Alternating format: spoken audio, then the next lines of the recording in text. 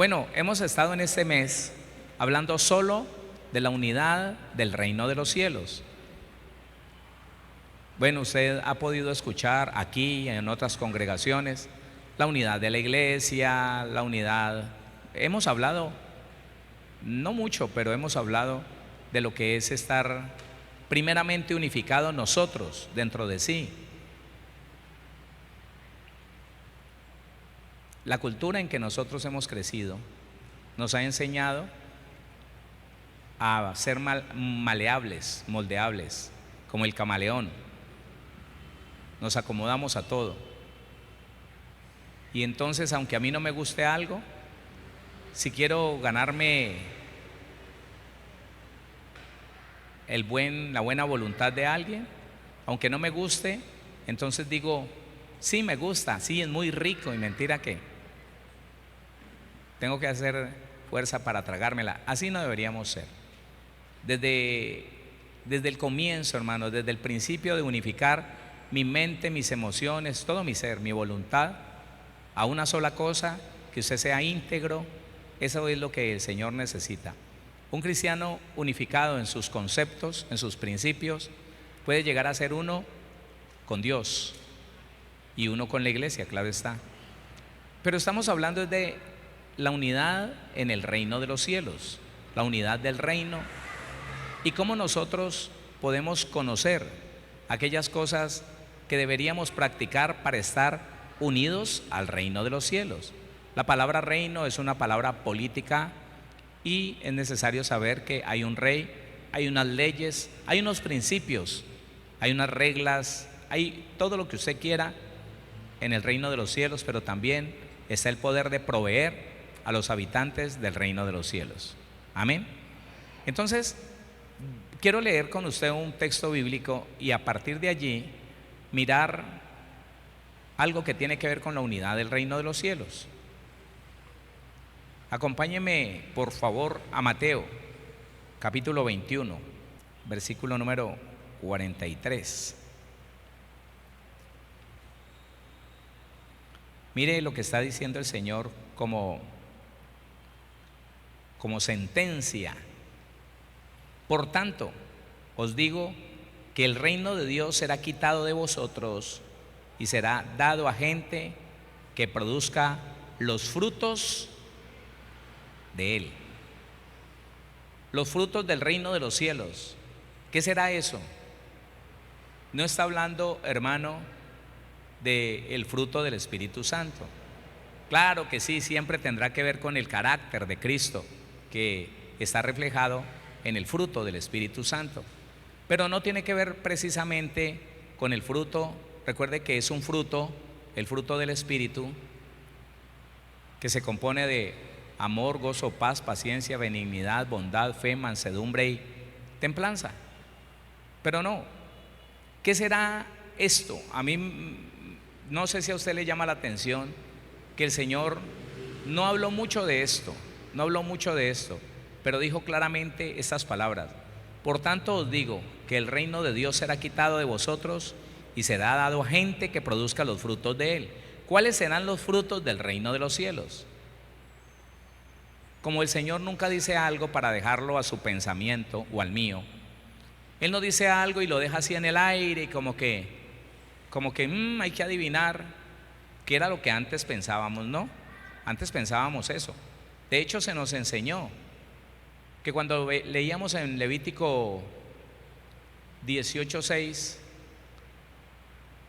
ningún varón se llegará a parienta próxima alguna, yo Jehová. De solo ese versículo, no sé si era que no leíamos más o que no nos enseñaron más, pero no nos dábamos cuenta que de ahí en adelante el Señor empezaba a explicar qué era una parienta próxima. No, con ese solo versículo empezamos a suponer cosas, a suponer que era una parienta próxima. Y resulta que lo que nos enseñaron entre los viejos, la tradición de los ancianos, y la religión católica, la religión tradicional, hermano, nos desviaron mucho, en un 70, en un 80% nos desviaron de la verdad de Dios, porque ellos empezaron a suponer y así nos enseñaron a nosotros. que supusiéramos cuáles eran las parientes o los parientes próximos. Nunca el Señor hace eso. Entonces, como sabemos que el Señor no es así, vamos a leer desde antes. Oído otra parábola. Hubo un hombre, padre de familia, el cual plantó una viña, la cercó de vallado, cavó en ella un lagar, edificó una torre y la arrendó a unos labradores y se fue lejos. Esa es la tipología del Padre cuando preparó un lugar para Israel. Él está hablando de eso. Y cuando se acercó el tiempo de los frutos, envió sus siervos a los labradores para que recibiesen sus frutos. Él mandó a sus profetas en ese tiempo. ¿Y qué dice la Biblia? Mas los labradores, tomando a los siervos, a uno golpearon, a otro mataron y a otro apedrearon. Lo que hizo el pueblo de Israel siempre con los profetas. Eso fue. 36. Envió de nuevo a otros siervos más que los primeros, e hicieron con ellos de la misma manera. Finalmente les envió a su Hijo, nuestro Señor Jesucristo, al pueblo de Israel, diciendo: tendrán respeto a mi Hijo. Mas los labradores, cuando vieron al Hijo, dijeron entre sí: este es el heredero, venid, matémosle y apoderémonos de su heredad.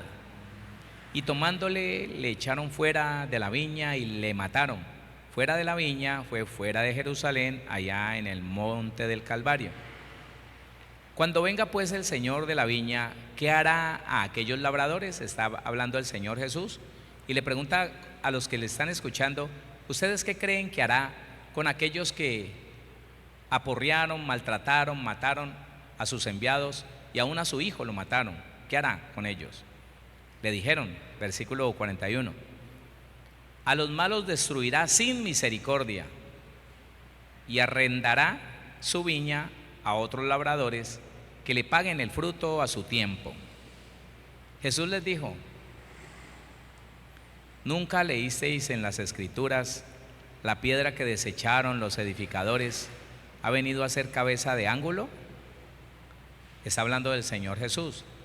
Ese hijo que en la parábola los viñadores, los sembradores mataron, es el pueblo de Israel, que despreciaron al Hijo de Dios, que no lo reconocieron y le dieron muerte como a un truán, como a un delincuente.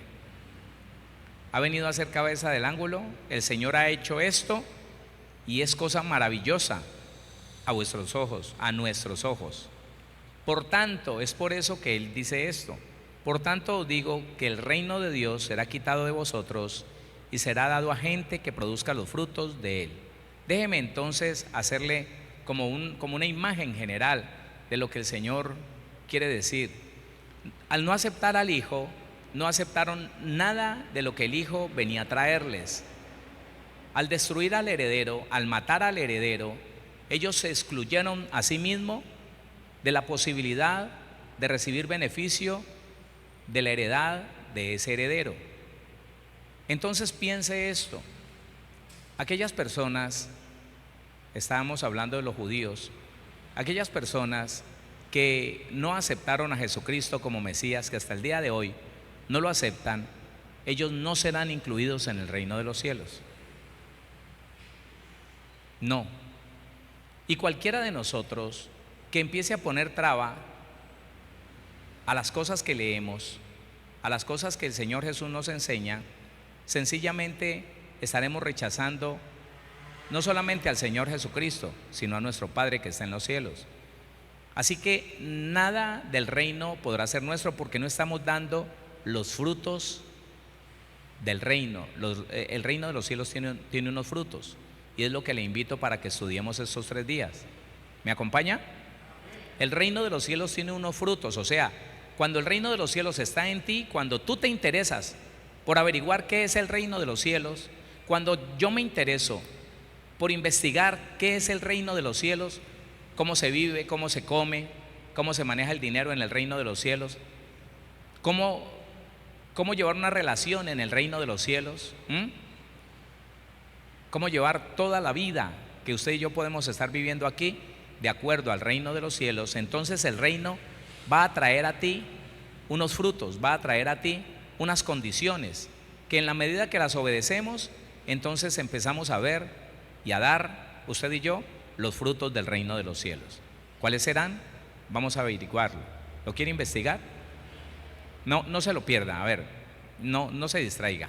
Empecemos por Mateo capítulo 5, versículo 3, luego el 10. Bienaventurados los pobres en espíritu, porque de ellos es el reino de los cielos. Aquí entonces hay algo que usted y yo debemos de, sin ir a complicarnos mucho, y a veces no es como benéfico empezar a desglosar algo tan puntual, porque algunos terminan confundiéndose.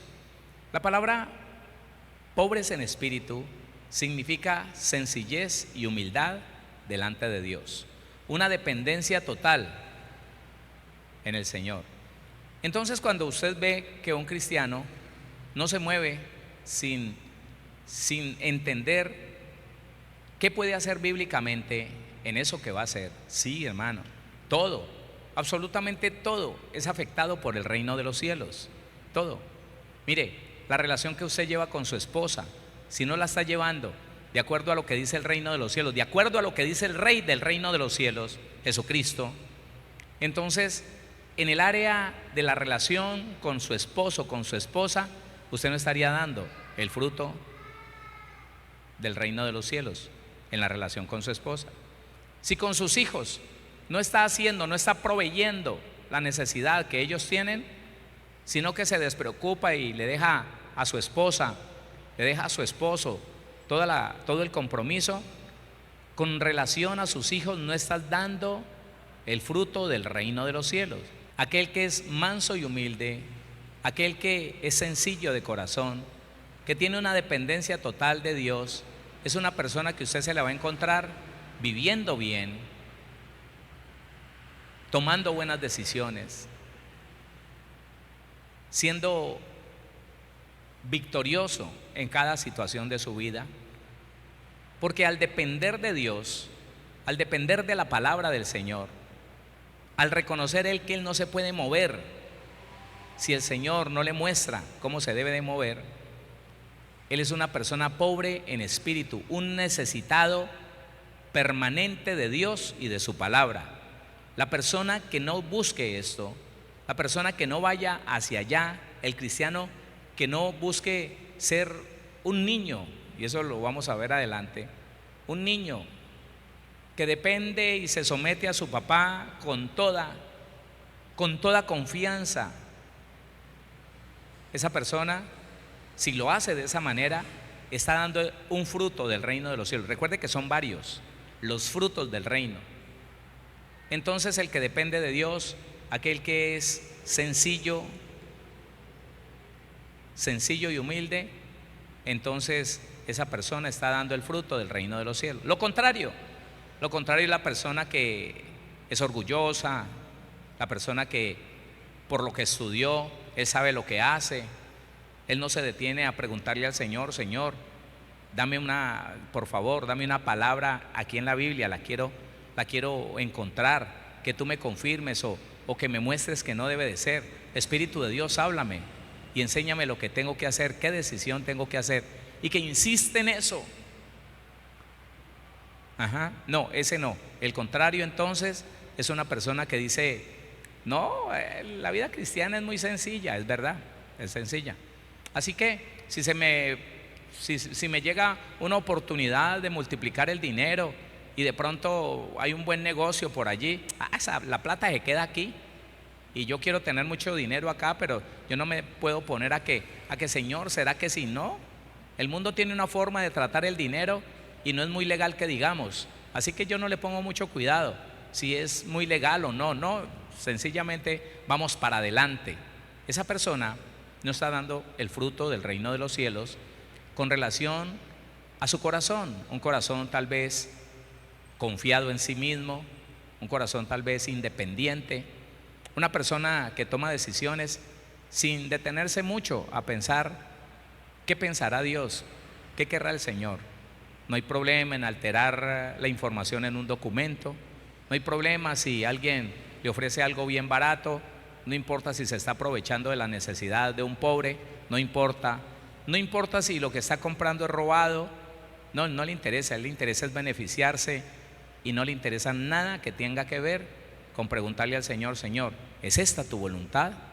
Esa persona no está dando el fruto del reino, no, pero el que es pobre en espíritu, ese sí. Ahora versículo 19 y 20 del mismo, no, espérese que corrí. Versículo 10. Bienaventurados los que padecen persecución por causa de la justicia, porque de ellos es el reino de los cielos. ¿Cómo entiende usted persecución por causa de la justicia? ¿Cómo lo entiende? Eso lo estudiamos los domingos y lo hemos estudiado varias veces. Pero es importante que usted no se le vuelva a olvidar esto. La persecución por falta de la justicia es que a usted lo critican porque quiere ser obediente, porque obedece a la palabra. ¿Cómo así, pastor? Sí. Cuando le dicen que usted no tiene discernimiento porque le da a una persona que para otro es un vivo, es un vividor. Claro, hermano, Dios mío, yo me quedo aterrado, yo me quedo estupefacto cuando yo vengo a la puerta en un día cualquiera que alguien me necesita y le veo la cara a un timador viejo. Lo conozco desde Palmira. Él llora pidiéndole a usted dinero y vive de eso. Vive de eso. Yo lo veo y yo, Héctor, mi alma, ya sabe qué decirle. Ya sabe, yo ya le iba a decir a él, deje de ser descarado, yo conozco quién es usted. Yo sé que usted es un mentiroso. Yo sé que usted en vez de trabajar anda por ahí pidiendo.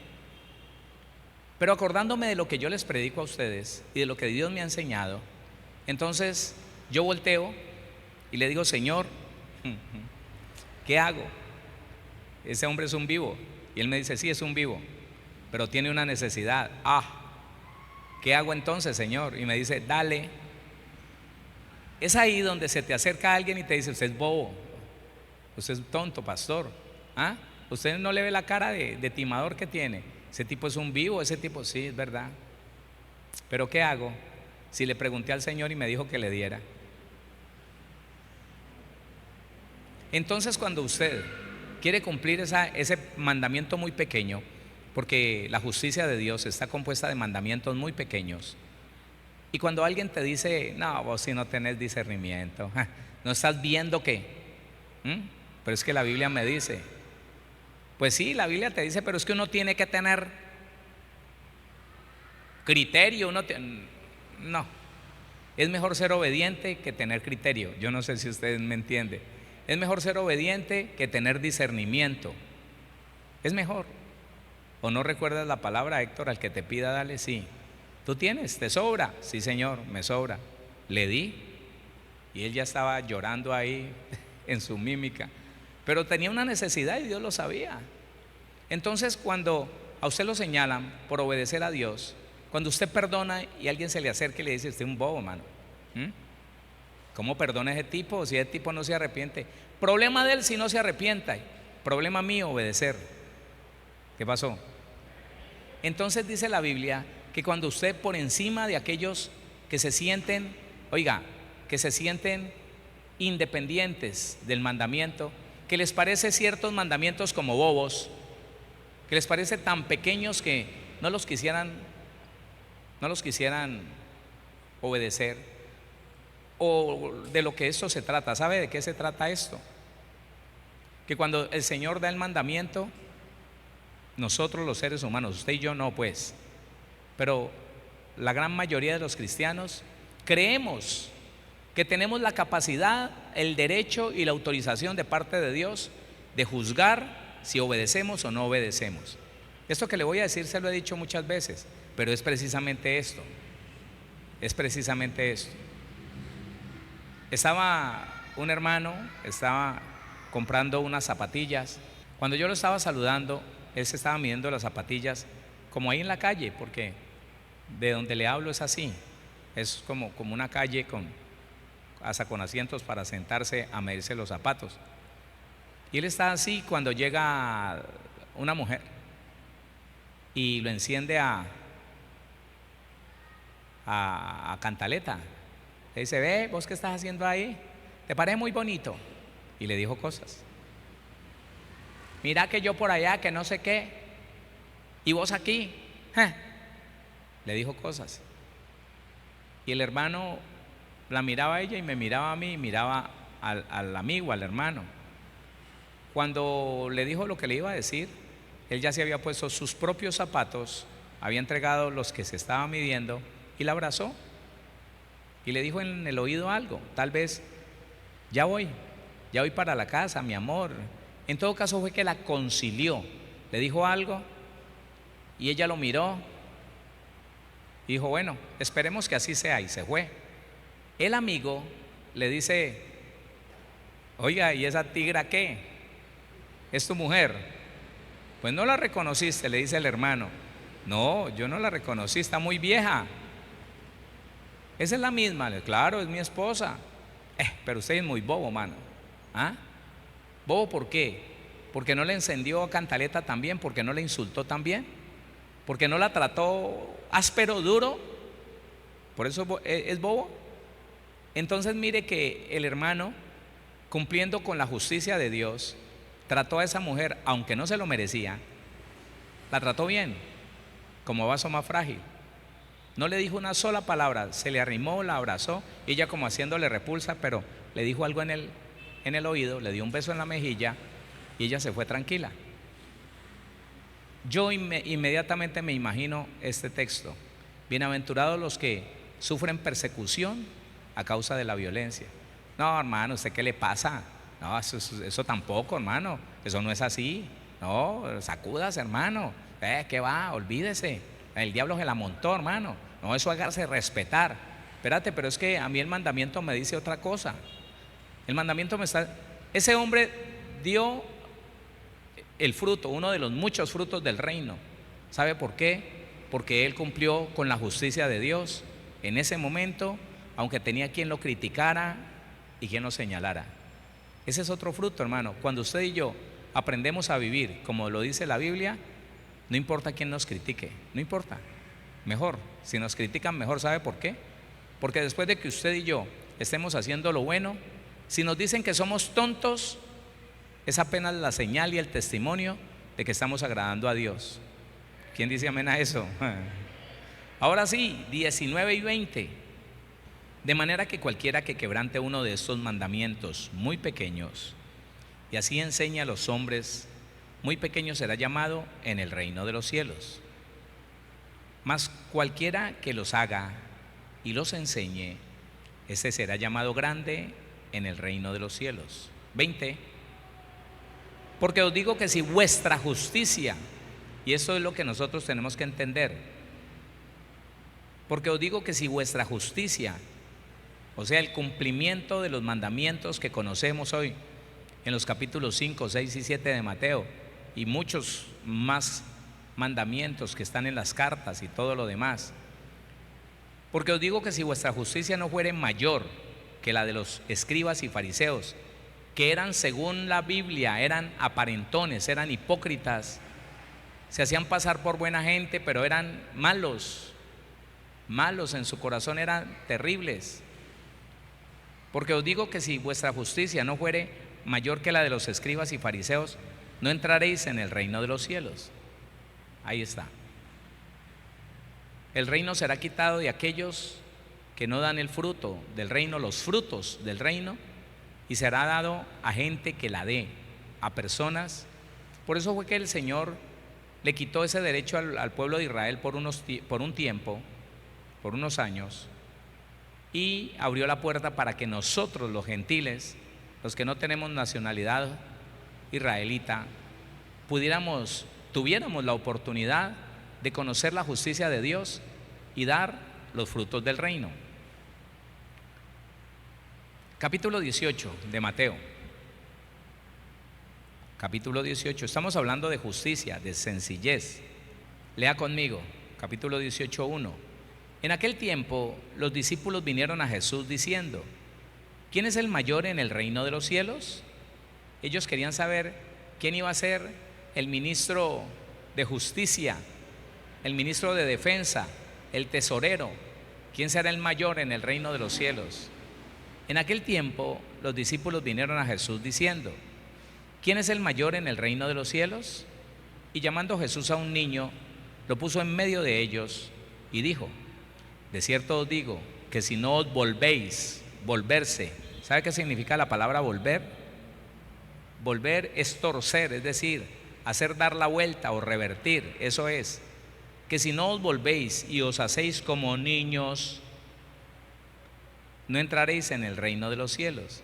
Y allí es donde muchos intérpretes de la Biblia dicen: no, es que los niños pelean y al ratico ya están contentos, ellos tienen facilidad de perdonar. Sí, es una buena característica de un niño bien criado, porque hay otros que se enojan con alguien, no, mano, y no, al papá no le vuelven a hablar. ¿Sabe qué está diciendo el Señor? Oiga, la ausencia del deseo de estatus es lo que tienen los niños, que el Señor le estaba mostrando.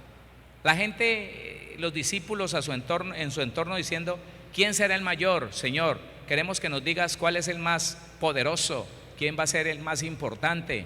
Y el Señor dice: el que no quiere importancia, ese va a ser el mayor. El que no busca estatus, el que no busca poder, el que no busca un lugar preeminente, ese es el que va a ser el mayor. Un niño al que se le manda y obedece, al que no se le ve orgullo por ninguna parte.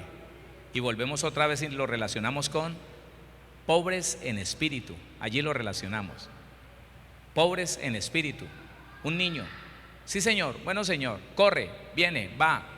Impresionante, impresionante. Mire que yo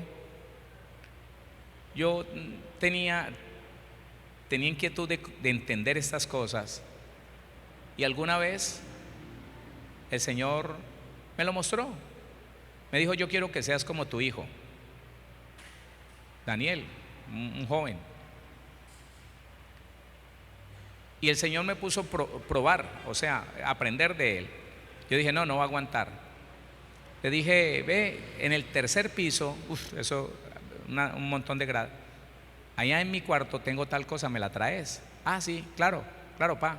Subió, la trajo. Cuando la tuve aquí le dije: ¿vos viste si allá está mi maletín? Sí, allá está el maletín.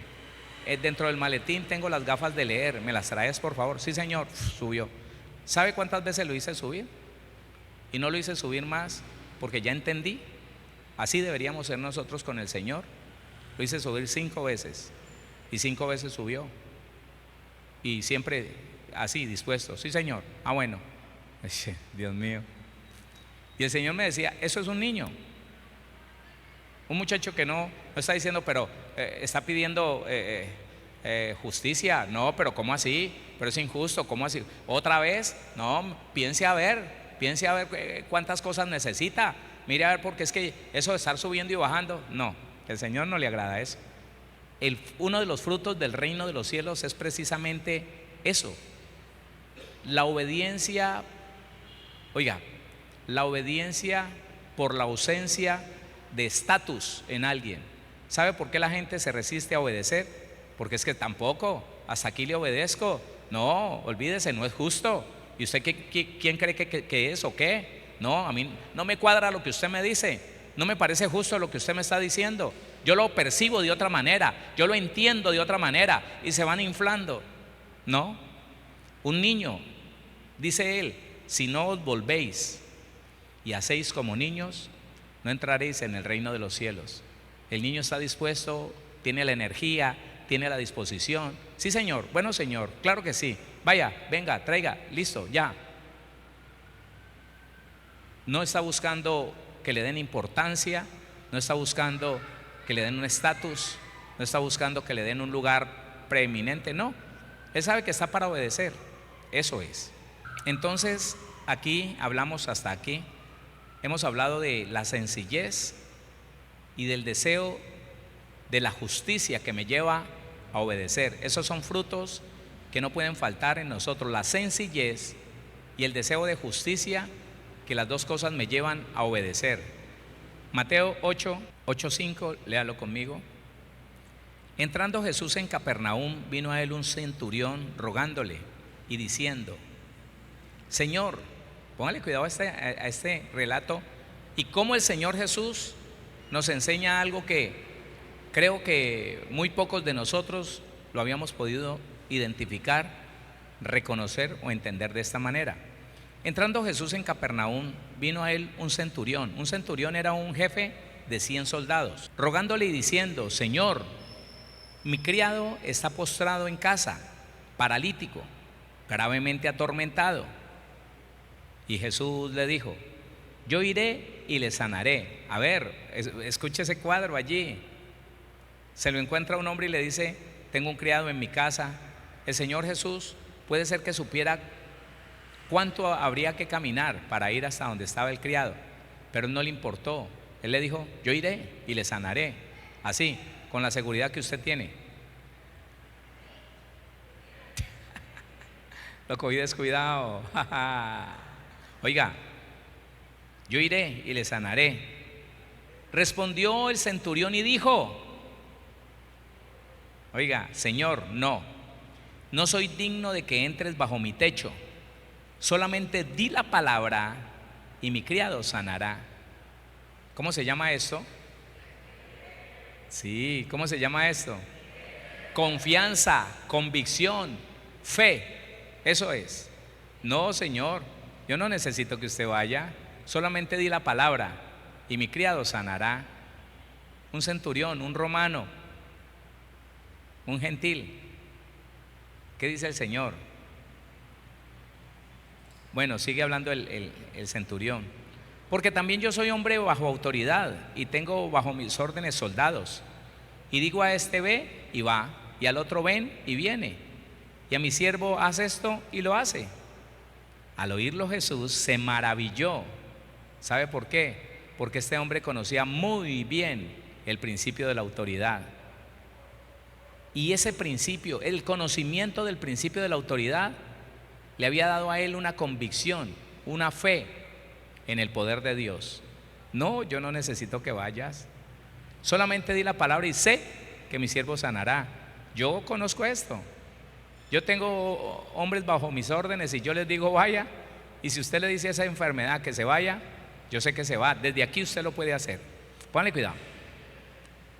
Al oírlo Jesús se maravilló y dijo a los que le seguían: de cierto os digo que ni aún en Israel he hallado tanta fe. Oiga las palabras del Señor. Ni siquiera los que conocen mi palabra, como los israelitas, tienen tanta fe. Si lo aplicamos acá a la iglesia, sería de esta manera: de cierto os digo que ni en la iglesia he hallado tanta fe, ni entre los cristianos he hallado tanta fe. Póngale cuidado a esto. Versículo 11: y os digo que vendrán muchos de oriente y del occidente y se sentarán con Abraham e Isaac y Jacob en el reino de los cielos. Mas los hijos del reino serán echados a las tinieblas de afuera. ¿Por qué? Espérese. Los hijos del reino, ¿sabe cuáles son los hijos del reino? Los israelitas. ¿Por qué? Porque no han creído en Cristo Jesús. Sencillo. Los hijos del reino, los llamados, no podrán estar en el reino de los cielos. ¿Por qué? Por incredulidad. Porque les falta el fruto de la fe. Porque habiendo estado el Mesías en medio de ellos, no creyeron. Gracias a Dios usted y yo sí creemos. Mas los hijos del reino serán echados a las tinieblas de afuera. Allí será el lloro y el crujir de dientes. Entonces Jesús dijo al centurión: ve, y como creíste, te sea hecho. Y su criado fue sanado en aquella misma hora. Vino Jesús a casa de Pedro. Bueno, esto ya no. En ese mismo momento el centurión recibió el milagro, la sanidad para su criado. Aquí entonces estamos viendo que sin fe es imposible agradar a Dios. Son cosas que yo entiendo, que yo sé que usted conoce. Yo no le estoy diciendo nada nuevo, solamente le estoy ayudando a identificar cuáles son los frutos del reino de los cielos que muchas veces no nos han enseñado no nos han dicho cuáles son los frutos del reino de los cielos.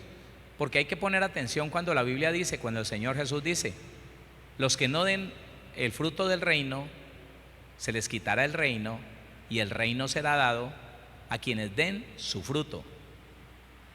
Entonces, qué bueno escribirlo y entender que si alguno de nosotros pensaba que la obediencia era algo voluntario, si queremos obedecemos, si no, ya estamos en la gracia, ya somos salvos, que no obedezcamos este mandamiento o el otro, yo no creo que Dios, porque uno no le dé, porque uno de pronto no perdone, yo no creo que Dios, que porque uno se enoje de vez en cuando, lo vaya a mandar a uno para el infierno. No, yo no creo. Ese es el fruto de la fe. Mateo capítulo 16, póngale cuidado a esto. Estamos en el fruto de la fe. Mateo capítulo 16, versículo 24, 25 y 26. Entonces Jesús dijo a sus discípulos: si alguno quiere venir en pos de mí, niéguese a sí mismo y tome su cruz y sígame. Ya, si esto no se puede hacer por fe, iglesia, ninguno de nosotros lo podrá hacer. Eso no se puede hacer ni porque a uno le metan miedo, ni porque le digan que se va a ir para el infierno, no. Esto que el Señor está diciendo aquí, o se hace por fe en Cristo, en Dios, o no se puede hacer. Voy a volver a leerle esto. Entonces Jesús dijo a sus discípulos: si alguno quiere venir en pos de mí, niéguese a sí mismo y tome su cruz y sígame. Esto yo no sé si usted se ha detenido a analizarlo, pero este es el centro, hermano. Óigame, esta es la base del evangelio. Aquí entendemos que aquello de pagar el precio no tiene sentido bíblico, pero de llevar un costo, sí. Claro. Conozco la verdad, tengo que someter mi alma a lo que la Biblia dice. No es cuestión de dejarme llevar por las emociones. Es que no he podido, pastor, yo no he podido perdonar. Yo pues estoy esperando que el Señor me ponga, que me nazca. Eso nunca va a nacer. O se niega a su derecho de odiar a una persona, o nos negamos al derecho de tomar venganza por todo lo malo que nos hizo, o tenemos problemas con el reino de los cielos.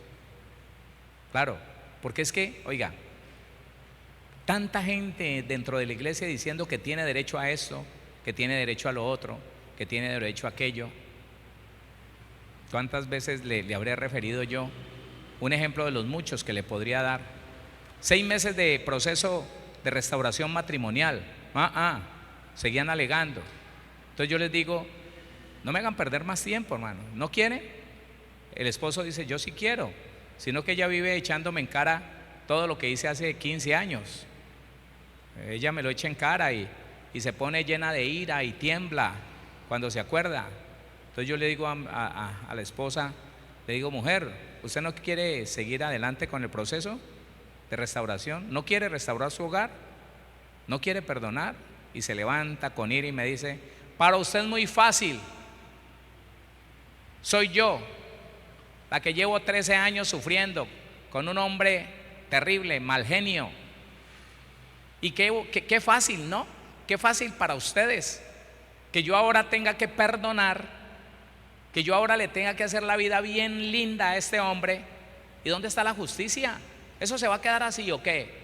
Él me maltrató, me engañó, y ahora que porque se dice ser cristiano, ya entonces tengo que tratarlo bien, ya tengo que perdonarlo, ya tengo que vivir sonriente en la casa. Esa es precisamente la persona que no ha entendido que se tiene que negar. Y no se niega, no se niega. Por el contrario, dice: aquí me hacen venganza o yo tomo venganza.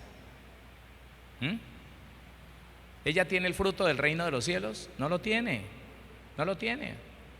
Uno de los frutos es el perdón, uno de los frutos, la obediencia sobre todo. Y el Señor está diciendo: usted quiere venir en pos de mí, quiere seguir mis pasos, usted quiere llegar a donde yo estoy, a la diestra de mi Padre. Bueno, niéguese a sus propios derechos. ¿Cree que tiene derecho a la venganza? Niéguese a eso. ¿Cree que tiene derecho a rehacer su vida cuando ya se casó y su marido y su mujer están vivos por ahí, niéguese a eso. Ahí está. Dice el versículo 25, porque todo el que quiera salvar su vida, la perderá. Y todo el que pierda su vida por causa de mí, la hallará. Eso es algo bien, que si usted no ha nacido de nuevo, mejor dicho, el que no haya nacido de nuevo no entiende eso. Negación, llevar un costo. Niéguese a sus derechos. Usted se cree con derechos, entrégueselos al Señor. Pues hay eunucos que nacieron así del vientre de su madre, y hay eunucos que son hechos eunucos por los hombres. Oiga esto. Y hay eunucos que asimismo se hicieron eunucos por causa del reino de los cielos. ¿Quiénes son aquellos que saben que para ellos no hay posibilidad de volver a entrar en un vínculo matrimonial, porque no pudieron comprenderse con su cónyuge, porque ahora están solos, porque llegaron solos a la iglesia, y esto de rehacer su vida no va dentro del marco de la justicia del reino de los cielos? Entonces dicen, ellos mismos se hicieron eunucos, ellos mismos se negaron a sí mismos y ellos mismos dijeron, listo, no más, ya, entrego mi deseo por una familia, un hogar, unos hijos, por causa del reino de los cielos. De eso y de muchas cosas que usted y yo conocemos se refiere el Señor Jesús cuando dice, si alguno quiere venir en pos de mí, niéguese a sí mismo. La negación entonces es uno de los frutos que para el cristiano, para usted y para mí, se tornan más difíciles de llevar adelante. Pero si nosotros caemos en cuenta, si nosotros meditamos que es algo necesario, entonces vamos a meditar. ¿Qué es lo que le desagrada a Dios? Sí, listo. No es justo que yo trate bien a este hombre, a esta mujer. No es justo porque él como inconverso o como mal cristiano que es, como mal cristiana que es, él se porta mal, él habla mal, él grita. Listo. Yo tengo derecho a hablarle también golpeadito. Yo tengo derecho también a no dejarme. Tampoco es que yo sea tan bobo, tan boba. Yo tengo derecho. Pero cuando ese hombre, esa mujer dice, no, me niego a mi propio derecho, él me insulta y yo lo bendigo. Uy, pastor, pero bueno, entonces no tiene el alma sana, por favor. Entonces todavía tiene un reclamo, todavía tiene una percepción de injusticia. Trate eso con el Señor, trátelo, porque de esa manera no estás dando el fruto del reino de los cielos, no lo estás dando, para nada. El mismo capítulo 19, versículo 16 en adelante, y ese es larguito. Entonces vino uno y le dijo, maestro bueno, ¿qué bien haré para tener la vida eterna? Ese es el joven rico, ¿sí o no? Usted conoce este pasaje. Él le dijo, ¿por qué me llamas bueno? Ninguno hay bueno sino uno, Dios. Mas si quieres entrar en la vida, guarda los mandamientos. Le dijo, ¿cuáles? Y Jesús dijo, no matarás, no adulterarás, no hurtarás, no dirás falso testimonio, honra a tu padre y a tu madre, y amarás a tu prójimo como a ti mismo. El joven le dijo, todo esto lo he guardado desde mi juventud, ¿qué más me falta? Aleluya. Jesús le dijo, si quieres ser perfecto, anda, vende lo que tienes y dalo a los pobres, y tendrás tesoro en el cielo, y ven y sígueme. Uy, Señor. A usted lo conocen como rico, lo respetan por rico, a usted le hacen antesala, le tiran alfombra roja, usted no hace filas en los eventos públicos, a usted lo dejan pasar por un ladito, usted es VIP. Vaya, venda todo y se queda como el pobre del pueblo para ver cómo le va. Y el orgullo no lo dejó negarse a sí mismo. Dice el 22, oyendo el joven esta palabra, se fue triste porque tenía muchas posesiones. Él no se negó a sí mismo. ¿Cuál es el veredicto del Señor? Versículo 23. Entonces Jesús dijo a sus discípulos, De cierto os digo que difícilmente entrará un rico en el reino de los cielos. ¿Por qué? ¿Por el dinero? No, por el amor al dinero. Difícilmente entrará un rico en el reino de los cielos. 24. Otra vez os digo que es más fácil pasar un camello por el ojo de una aguja que entrar un rico en el reino de Dios. Ah, tremendo. Bueno, yo ya les expliqué esto, ¿no? Lo que es una aguja. ¿A qué se refiere el Señor cuando habla del rico? El rico es el que tiene posesiones. El rico no es ni usted ni yo. Por más que tenga la replata, por más que tenga oro guardado en un banco, por más que tenga miles y millones de dólares, usted no es rico. ¿Sabe por qué? Porque usted sabe que solamente es un administrador de Dios aquí en la tierra. Así que usted, por más posesiones que tenga, nunca será rico, porque usted nunca va a considerar eso suyo. Porque el problema es que cuando uno considera propio el dinero que tiene, empieza a defenderlo, empieza a cuidarlo, empieza a pagarle menos al trabajador, empieza a tratar de conservarlo y de amontonarlo más. Entonces hace doble contabilidad y no paga todos los impuestos que debería, porque es que según el rico, el gobierno es ladrón. Según el rico, el gobierno entonces es injusto, y dice que es justo robarle al gobierno, al fisco, y Dios no dice eso. Porque entonces ya dejó de ser administrador del dueño que estableció las autoridades y los impuestos, y entonces él no se sujeta al dueño. ¿Usted quiere que yo pague todos esos impuestos? Yo los pago, Señor, es suyo.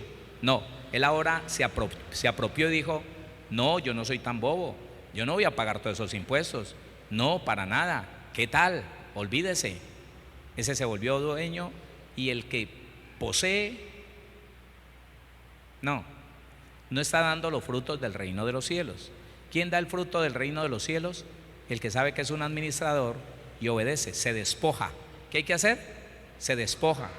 El que no se niega a sí mismo. Oiga, si alguno quiere venir en pos de mí, niéguese a sí mismo, tome su cruz cada día. ¿Qué es la cruz? Sí, yo ya se lo he dicho, pero déjeme, se lo digo para que usted y yo lo tengamos bien firme. La cruz es aquello que usted quisiera deshacerse, pero no puede. No sé si sea una suegra cantaletosa, una esposa amargada, un esposo bien fregado, no sé, un compromiso, una obligación. Puede que esa sea su cruz. Ah, no, llévela con alegría. ¿Qué? Llévela con alegría. Claro, un hermano una vez allí, conociendo esa enseñanza, me dice: pastor, por fin vino mi esposo, ya se lo voy a presentar. Y llamó a un hombre, y el hombre se acercó: hola pastor, Dios lo bendiga. Y ella le dice, me dice a mí delante de él: pastor, esta es mi cruz. Y él la miró y no supo qué decir. Mucho gusto, pastor, lo estoy escuchando, no sé qué. Así. Claro, porque para ella no era fácil tratar con el carácter, con el temperamento, con la forma, con la personalidad de ese hombre, que era muy variable, que era muy temperamental, pero lo hacía. Pero sobrellevaba a ese hombre con cariño, con respeto, con alegría. Y hoy en día ellos están sirviendo, sí, en este lugar. Pero mire entonces cómo el fruto del reino de los cielos es para personas que aman a Dios y que conocen su palabra. De otra manera, si no la conocemos, creeríamos que estamos obedeciendo, pero al no conocer la palabra del Señor, estaríamos desobedeciendo un montón de cosas porque no las conocemos.